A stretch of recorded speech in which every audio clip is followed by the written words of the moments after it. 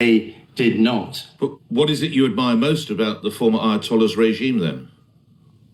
What a daft question. Why is that a daft question? I haven't indicated any admiration for the Ayatollah's regime. My understanding, and you'll be closer to it than I. Why would you, my understanding is, and you'll be closer to ISA, Richard, there were people being killed. Would you suggest that that's what Because if you let me answer, my understanding, and you're closer to it than I, is this is a regime that was killing certainly possibly 5,000, possibly 35,000 of his own people, and imprisoning thousands more. It was a regime that I would have thought needed to go. So I'm asking, what possibly could it be that you admired in that regime? There are a great many regimes around the world which need to go.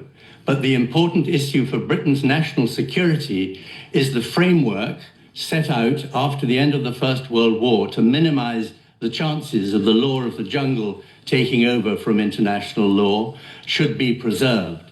I'm afraid that our right-wingers, including Jeremy Hunt, are forgetting the lessons of the sacrifices of 20th century generations to try and prevent the law of strong powers overwhelming the rights of nations. And as a relatively weak power, United Kingdom security is dependent long-term on re-establishing the rule of law. But now, we didn't go in with the United States on Vietnam or on Somalia. But I just we didn't participate in the war of choice against Yemen. It's nothing extraordinary for us to take a different position from the United States.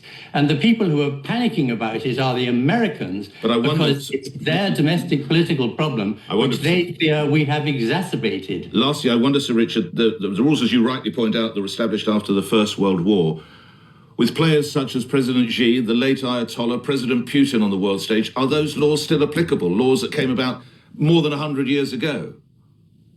Oh, come on. 100 years ago, in the course of human history, when human nature is what it is... But obviously we didn't have a Putin, or we didn't have an Ayatollah, or we didn't have a Xi at those times. We have had lots of them in the past, and it is wrong for us to think that just because we face a Trump and a Putin now, the laws which are there to protect small nations should somehow be jettisoned. The absence of a plan, Starmer was right to point out that.